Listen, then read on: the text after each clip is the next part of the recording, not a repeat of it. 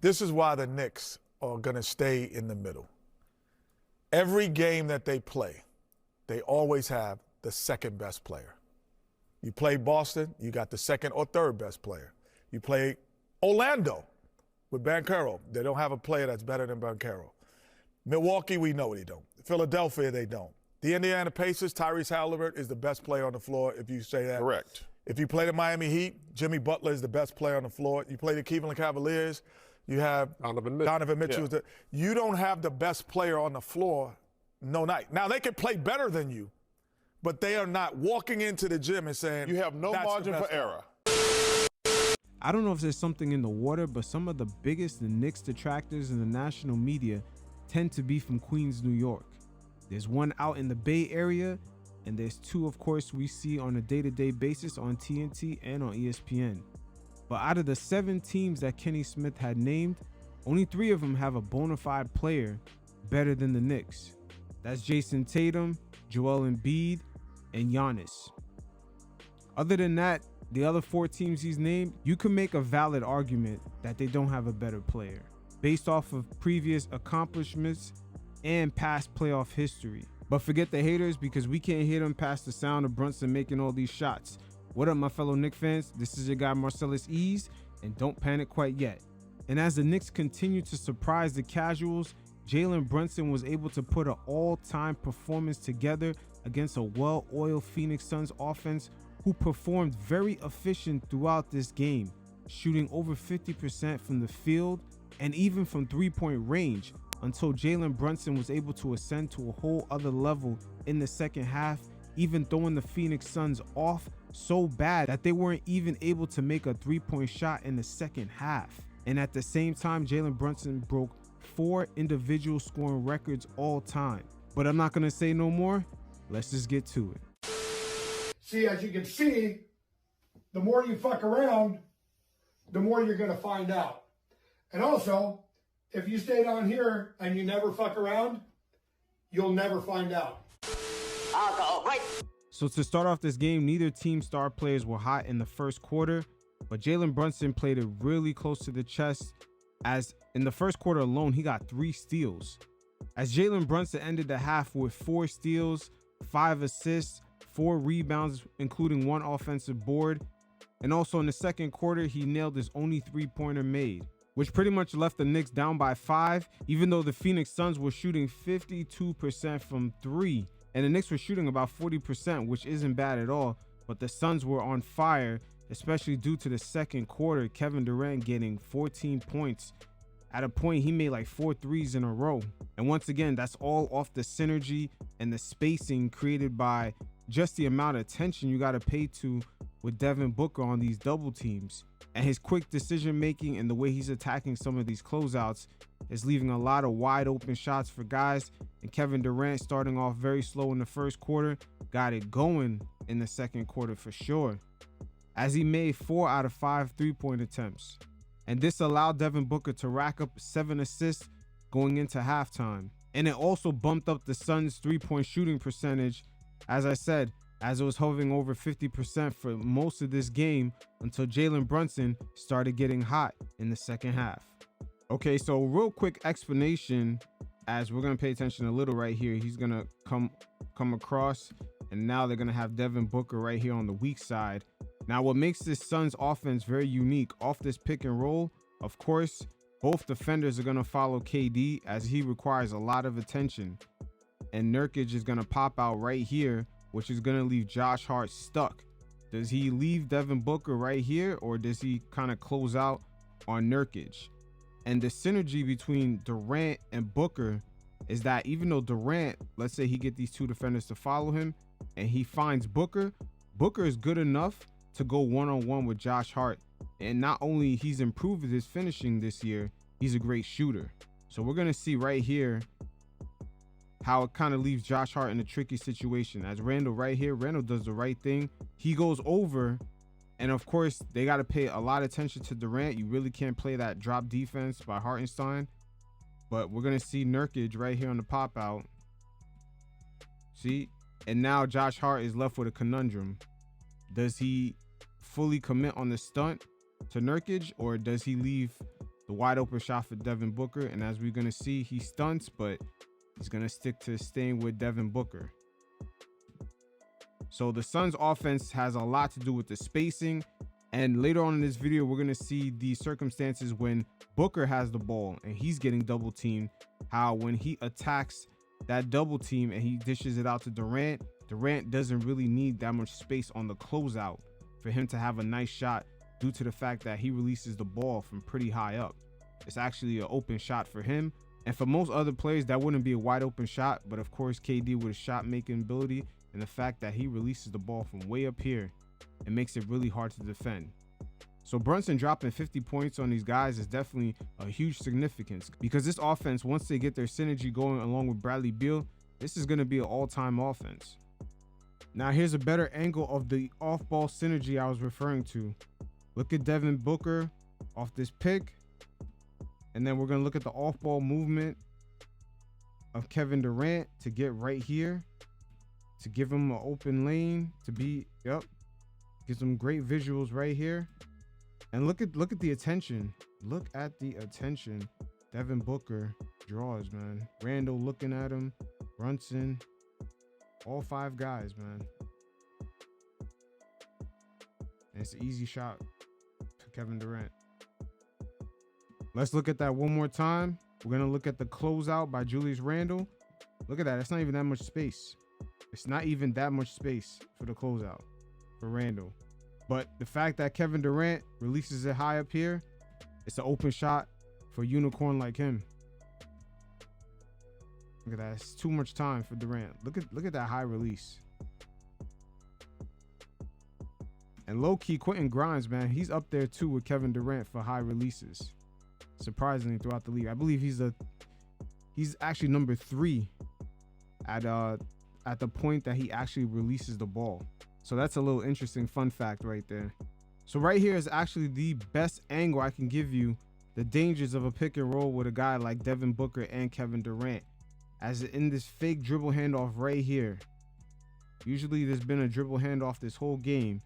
So plays like this where the actual ball handler is also the screener creates a lot of confusion between both players on this switch. This slight 1 second hesitation by both players, particularly on this play, Julius Randle, is going to lead to a nice little open lane. See, it was a fake out the whole time, and it's for Devin Booker, and they respect his finishing ability. Look how many guys on Devin Booker. Basically, the whole team is there. And look at all the shooters it leaves open, including Durant, as we're going to see when they swing it here. Now, look at DiVincenzo, because he's also going to show you the respect that they have for Durant. They'll take the chances on Little shooting that. Look at DiVincenzo on this closeout. See, he was going to Durant the whole time. Let's take a look at that one more time on the fake handoff to the slight hesitation. See, anytime the ball dribbler is also the screener in these type of plays, it's hard enough for a person in Randall's position to guard anyway, because you have to respect the person who has the ball, their threat to turn, and also the handoff to Durant. Man, we can't leave him open from anywhere actually out here. See that slight little, man, they respect Durant. Look at both guys initially was going towards Durant. But this is where the Suns have, a nice finisher right here in Devin Booker to the hoop, but also at the same time, the synergy with the off-ball movement between both of these guys got to be respected. This is really got to be respected, because these guys can pull up anywhere from out here. And Devin Booker, not only he can shoot himself from 3, he also has much improved on his athleticism this year. His finishing ability is A1. So the Knicks right here started off this third quarter shooting about 38% from 3, and Brunson definitely brought it up to about 50% by the time we entered the fourth. And he left the Suns basically chasing the Knicks and trying to shoot the same percentage, as in this whole second half, they didn't make not one 3-pointer. So on the other end, Devin Booker comes right back at the Knicks, and he makes this next jump shot as he stayed hot in this third quarter. Now Devin Booker continues going into his playmaking ability as he's left on an island here on the weak side, and he takes advantage and gets Dante DiVincenzo for 2 as he helped the Phoenix Suns keep their foot on the gas. And even at a point midway through this quarter, the Suns led up by 10. But Jalen Brunson is not having that today, as the Knicks right here, they're going to take advantage of that drop back coverage by Nurkic. So off this screen, he drops back, but little does he know that Brunson is just getting started. So right here, Devin Booker comes right back with a made 3 after Brunson makes his, as he's keeping the Suns' foot on the gas. But we'll take a look at that again. As remember I said, there's a lot of off-ball movement between KD and Devin Booker. These guys are really good on ball as well as off, as Grayson Allen throws a flare screen. But look at Nurkic, he's going to do a dribble handoff and run another action with Durant. So Devin Booker comes off the flare screen right here. Now with the dribble handoff, Kevin Durant is going to reject it. He rejects it, and look at all the attention he gets on the weak side. Well, actually, this is a strong side. My bad. This is not a strong side. And it leaves Devin Booker open. Now, after that made 3, Brunson is not having that, as he straight up pulls up, takes advantage of that drop back coverage. Let's take a look at Nurkic again. Looks like he's about to hedge after this screen, but once again, he's dropping back. He hasn't learned yet, but I'm pretty sure he's going to make his adjustment. So after 2 careless turnovers by Brunson and Randle, the Suns would eventually go up by 9. So after a few back and forths, Goodwin was able to knock down this 3, and midway through the third, the Suns are up by 10. So right in the next possession, Jalen Brunson right here is not having that. He just straight up pulls up on Little for the 3. So after the Brunson made 3, Grayson Allen right here gets the and-1 finish, as he's also able to make the free throw and puts the Suns up by 10. Once again, Jalen Brunson on the other end is not having that today, as he's showing his finishing ability, getting the floater to fall, something that's been pretty much up and down this whole season for him, but he's getting it to fall tonight. But unfortunately, he was not able to complete the 3-point play. So next possession down, the Knicks run a bunch of actions here on the strong side. Josh Hart with the screen, and it looks like Dante DiVincenzo does a little cross action and leaving Brunson wide open for the 3-point shot, as he's 5 for 5 from 3-point range in this quarter. And it looks like the Suns are going to start shifting the way they're guarding Brunson, as now I'm pretty sure it's clearly obvious that he is a problem in this quarter right now. Now with Jalen Brunson being hot, the next play right here, look at Julius Randle. It's going to be a ball fake to Jalen Brunson, and it's something about the ball handler also being the screener, man. It just throws defenders off, man. It just throws them off. Look at that. Woo, beautiful finish. But this is a great play. But once again, it's something about the ball handler being the screener at the same time. It's just defenders just have a split second to at least acknowledge, okay, is the defender going to be a threat on that roll, or should I chase the hot shooter, which is Brunson, in that situation? Let's take a look at it one more time. See, like I believe right here is where both defenders don't know whether to follow Brunson or, man, Randle's a threat. He has the ball. Randle's a threat. He has the ball. But this is really tough to guard. Yeah, see, look at both defenders. And you don't have enough time to communicate. So a lot of teams, they do follow this, including the Golden State Warriors. That's where they utilize Draymond Green. Draymond Green utilizes this. Who else? Bam Adebayo. There's a few players, man. They've actually utilized being the screener and the ball handler at the same time. And primarily Jokic. Jokic is the king of this. He knows how to make these reads, but guys got to have high basketball IQ. But good play by Randle right here, recognizing that both defenders are going to go after the hot shooter, and he is the threat. He is the initial threat, not Jalen Brunson, because he has the ball. So this is where it's really tough for defenders to guard this. Beautiful finish by Randall. Get him, Big Jew. Now with the Suns only up by 5, Kevin Durant applies the pressure. As you know, he had a pretty much quiet third quarter, making 6 points. But after the KD field goal, Jalen Brunson letting him know he's going perfect this quarter. I mean, when a guy puts on a move like that, you know he's in his bag. So after 3 quarters, Jalen Brunson had brought up the Knicks' 3-point shooting percentage from 38% at halftime to 50%. But both teams offensively are killing it. As at halftime, the Knicks field goal percentage was 53%. And at the end of this third quarter, jumped up to 57. And for the Suns, they were shooting at 60% at halftime. Now they're shooting 56% from field goal range.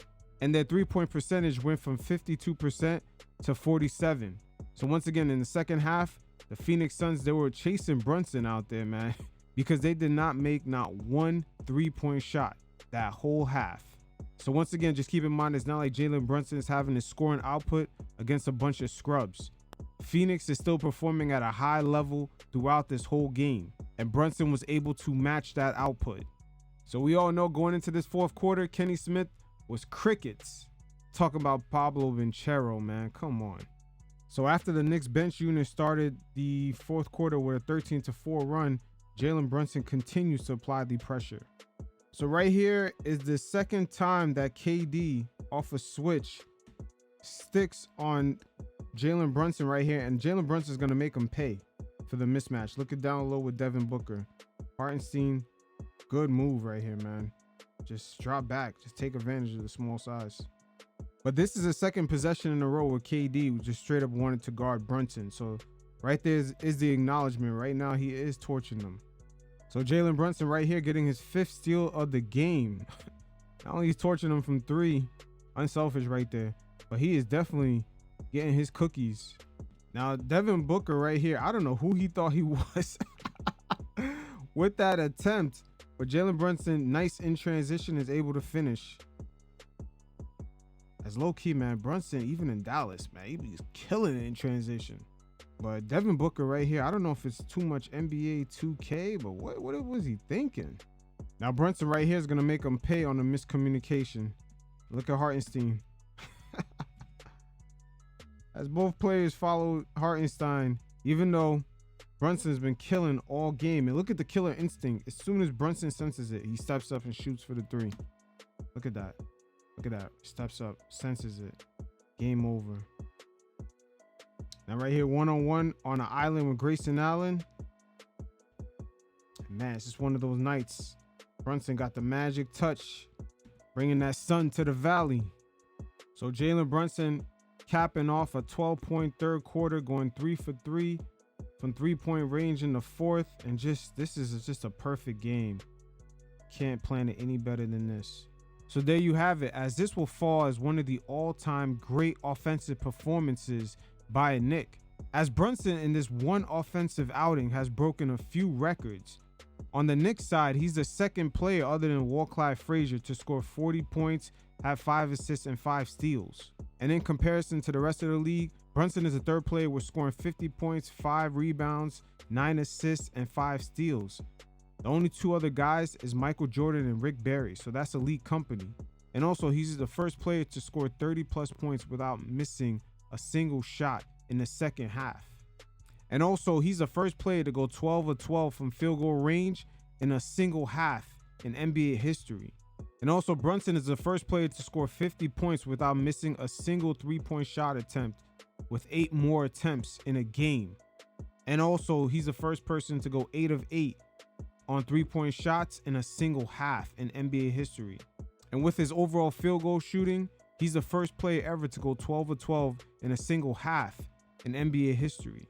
So when we think of Knick games like the Carmelo 62-point game against the Charlotte Bobcats, this performance does fall on that level, and it's going up against an elite offense with 2 players that are definitely going to finish first ballot Hall of Famers when it's all said and done. But shout out to Jalen Brunson, because in one game, he's definitely putting the Knicks on the map by becoming a record holder of 4 different statistical categories. So Jalen Brunson, you are appreciated. And until next time, you fellas stay safe. Peace.